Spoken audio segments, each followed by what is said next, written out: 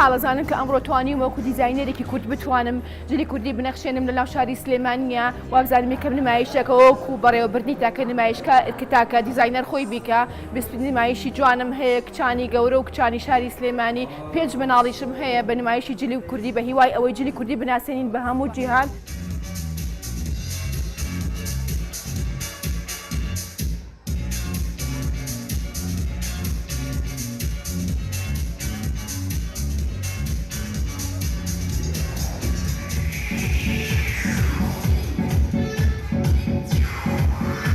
دەستخۆشیە کە ئێستا لەم کاتەیە HL دیزاین هەستاوە بە دووبارە زیندووکردنەوەی جلی فۆلکلۆر و ڕەسەنی کوردی کە هەستەکەین ماوەیەکە جلوبەرگی کوردی بە چەندەها جۆر و دیزایانی تر ئەدورێ کە ئەسڵ لە جلی کوردی ناچێت بۆیە جێگای دەستخۆشی و ویە بەردەوامی بۆ خوازم.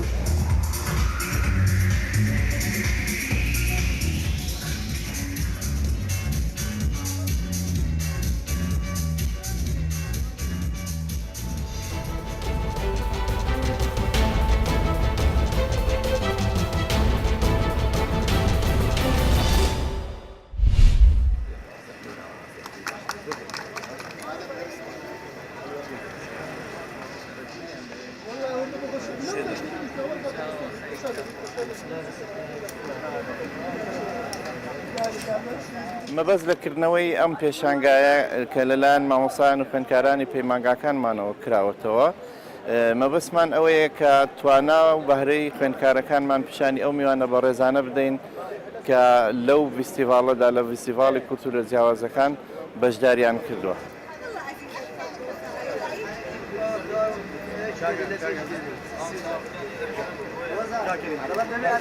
ئەوانە کۆمەڵە کاری خوێندکارانی پەیمانگا جوڵەکانی ڕانیان کە ئەزمووی چەند ساڵیانە کۆکراوەتەوە لێرەدا نمایش دەکرێت بۆ ئەوەی بەرکەوتنێک بینینێک هەبێت لەگەڵ بینەری ئێستا و میوانەکانی کە دێنە ئێرەکانە بۆ ئەوی کاری هونەرەکانیان ببینن و کاتی خانەکەش 2 ساعاتێک دەخانێت.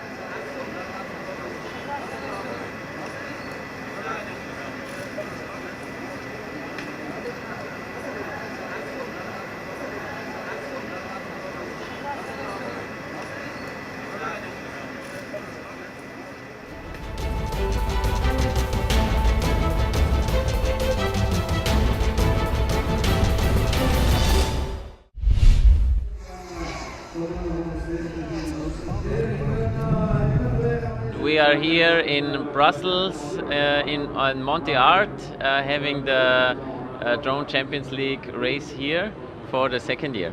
So the Drone Champions League, how does it work? The pilots have video goggles where they get from the drone, they get a live feed on their video goggles, and with that they fly through a 3-dimensional track with 8 drones at the same time, and the first one into the finish gate proceeds.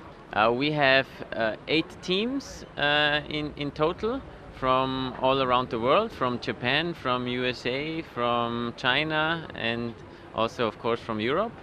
And they are competing for the Drone Champions League Championship. I'm fly for Team X Blades.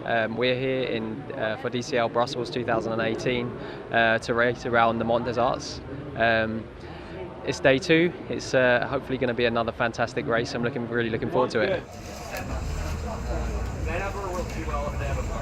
We are here in Brussels, in Belgium. Today is a competition of drones. The drones can make beautiful images about any places and have great videos of the place you want to go or anything. And they are so fast and go every place.